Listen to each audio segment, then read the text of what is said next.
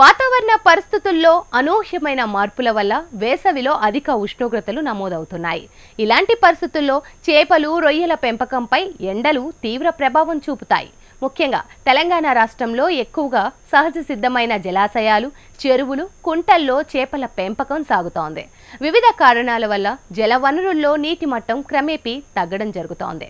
కానీ వేసవి ముగిసే వరకు నీరు కొత్తగా చేరే అవకాశం ఉండదు.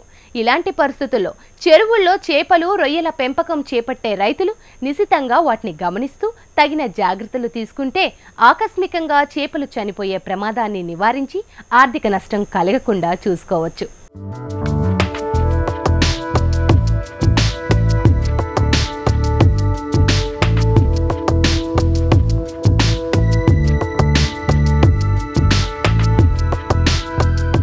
సాధారణంగా వేసవికాలంలో అధిక ఉష్ణోగ్రతల వల్ల చేపలు, రొయ్యల చెరువుల్లో అనేక దుష్పరిణామాలు కలిగి చెరువుల్లో చేపలు, రొయ్యలు చనిపోవడానికి కారణమవుతుంది.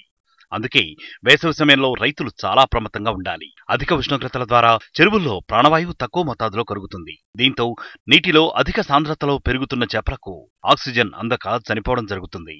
అందుకే చెరువులోని నీటి నాణ్యత, లోతు, విస్తీర్ణం మరియు చేపల కదలికలు ప్రతిరోజు గమనిస్తూ ఉండాలి. చెరువులోని కొన్ని చేపలను పట్టి వాటి పెరుగుదల, రంగు, తోక మరియు రెక్కల స్వభావము, మొప్పెల రంగు మొదలైన లక్షణాలను నిశితంగా పరిశీలించాలి.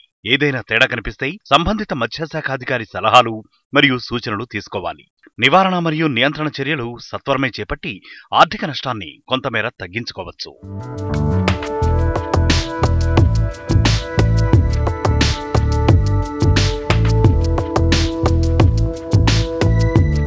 ఉదయం సమయంలో చేపలు చెరువు పైభాగాన నోరు తెరుచుకుని తిరుగుతూ ఉంటే ప్రాణవాయువు కొరత ఉందని గమనించాలి. అలాంటి సందర్భాలలో చెరువులో నీరు పెట్టడం, అది సాధ్యం కాని పక్షంలో పెద్దగా పెరిగిన చేపలను పట్టి అమ్మివేసుకోవాలి. దీనివల్ల చేపల సాంద్రత తగ్గడం వల్ల ప్రాణవాయువు కొరతను అధిగమించవచ్చు. కానీ మత్స్యకారులు చేపల మార్కెట్ సైజు రాలేదనో లేదా మార్కెట్ రేట్లు తక్కువ ఉన్నాయనో, ఐస్ దొరకకపోవడం మొదలైన కారణాల వల్ల నిర్లక్ష్యం చేస్తూ ఉంటారు.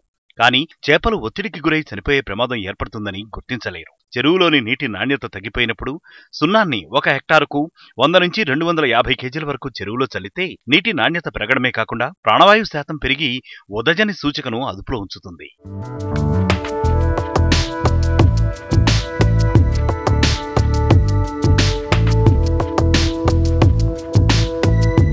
చెరువులోని కలుపు మొక్కలను ఎప్పటికప్పుడు తగ్గిస్తూ ఉండాలి.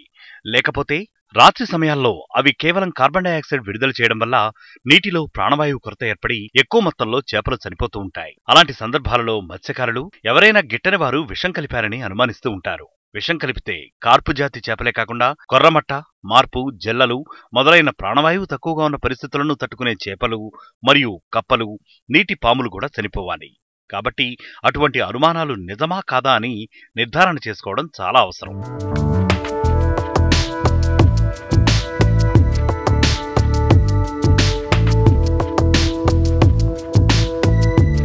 చేపలు చనిపోయినప్పుడు వెంటనే చనిపోయిన చేపలను తొలగించి చెరువుకు దూరంగా కాల్చివేయాలి, లేదా ఒక గోతి తీసి అందులో పూడ్చివేయాలి. లేకపోతే నీరు కలుషితమై చెరువులో చేపల సంపద మొత్తం చనిపోయే పరిస్థితి ఏర్పడుతుంది.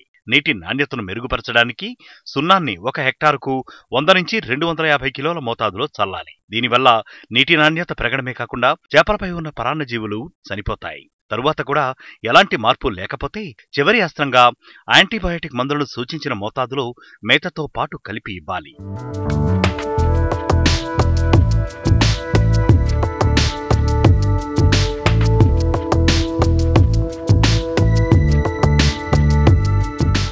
ప్రాణవాయువు పెంచుకోవడానికి చెరువులోని నీటిని మోటార్ల ద్వారా రీసైక్లింగ్ చేసుకుంటే విషవాయువులు తగ్గి ప్రాణవాయువు శాతం పెరుగుతుంది.